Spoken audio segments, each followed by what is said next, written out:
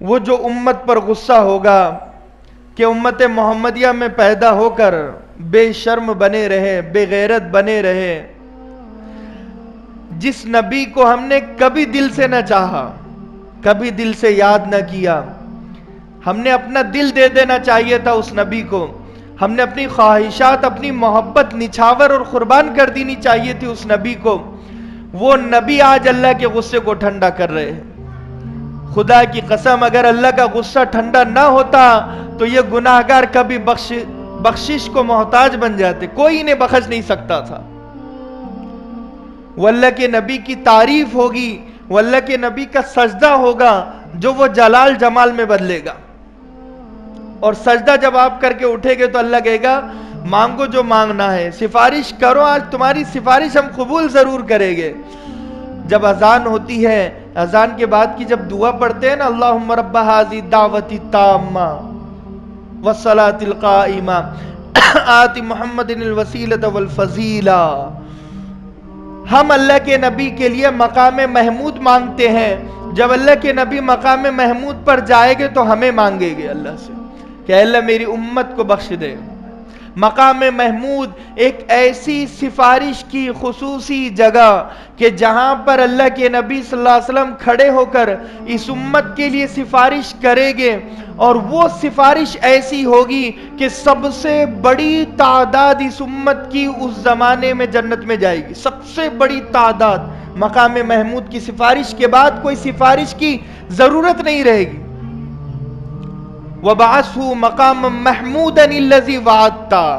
اے اللہ ہمارے نبی کو وہ مقام دے دے جس کا تو نے وعدہ کیا ہے اپنے محبوب سے۔ اذان سن کر یہ دعا پڑھی جاتی ہے نا، اذان ہی کہاں سنتے ہیں ہم لوگ؟ کوئی گانے چل رہے ہیں اور اذان ہو رہی ہے، گانا بند کرنے کے لیے تیار نہیں ہے، گاڑی روکنے کے لیے تیار نہیں ہے، اذان سننے کے لیے تیار نہیں ہے، اذان کا جواب دینے کے لیے تیار نہیں ہے، تو پھر اذان کے بعد کی دعا پڑھنا تو دور کی بات ہے۔ کہاں سے پھر اللہ کے نبی میرے اور آپ کی سفارش کریں گے؟ تو یہ مقام محمود۔ تو جب اللہ کے نبی صلی اللہ علیہ وسلم نے فرمایا کہ وہ اللہ نے ہر نبی کو ایک دعا دی ہے، اور وہ جیسے نبی دعا مانگے گا ایسے ہی قبول ہوگی، ہو بہو اسی شکل و صورت میں۔ صحابہ کرام رضوان اللہ علیہم اجمعین نے پوچھا کیا آپ نے وہ دعا مانگ لی؟ کہا میں نے نہیں مانگی ہے، میں نے وہ دعا ذخیرہ کر لی ہے کہ جب میری امت حساب و کتاب کے درمیان اور بیچ میں ہوگی، میں اپنی وہ دعا کو استعمال کروں گا اور اس وقت تک وہاں کھڑا رہوں گا کہ اے اللہ جب تک اس امت کا آخری امتی جنت میں نہیں جاتا، محمد عربی جنت میں نہیں جائے گی۔ اس پوری امت کو بخشوائے گے، اس پوری امت کو بخشوائے گے۔ آج ہم نے ہمارے بچوں کو ہمارے نبی کے بارے میں کچھ بتایا نہیں ہے، نبی کی فیملی کے بارے میں کچھ بتایا نہیں ہے، نبی کی قربانیوں کے بارے میں کچھ بتایا نہیں ہے۔ ہمیں اپنی قربانی پتہ ہے، ہم بچوں کو، بچہ اگر نافرمان ہو جائے نا تو فوراً اسے بولتے ہیں بیٹا تجھے پتہ ہے تجھے کتنی قربانیوں سے ہم نے بڑا کیا ہے، تیری ماں تیرے لیے رات رات بھر جاگا کرتی تھی، میں نے اپنی جوانی قربان کر دی تجھے پڑھانے لکھانے کے لیے، بڑا کرنے کے لیے، آج جب تو بڑا ہوا تو ہمیں بھول گیا، ہمیں تو گھور کر دیکھتا ہے، ہمیں غصہ دکھاتا ہے۔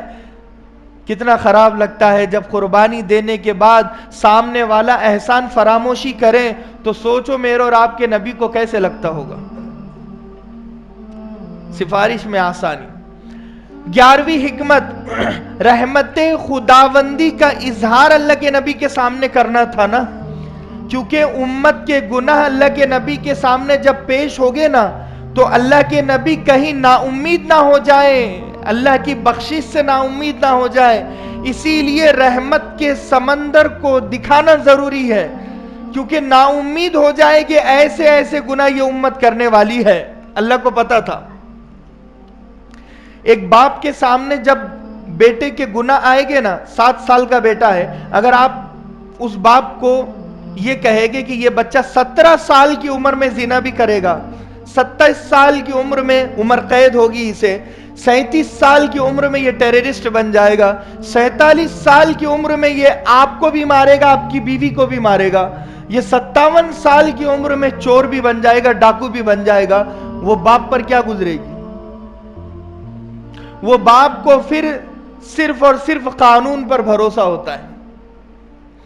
اللہ کے نبی صلی اللہ علیہ وسلم کے پاس ہر پیر اور جمعرات کو اس امت کے اعمال پیش کیے جاتے ہیں، گناہ گاروں کے گناہ، نیکوکاروں کے نیکیاں۔ تو اللہ کے نبی صلی اللہ علیہ وسلم کو اللہ نے بلایا اور کہا کہ کہیں آپ نا امید نہ ہو جانا، آپ کی امت کے گناہوں کو دیکھ کر آپ کی امت کے گناہ ہماری رحمت کے سامنے کوئی حیثیت نہیں رکھتے۔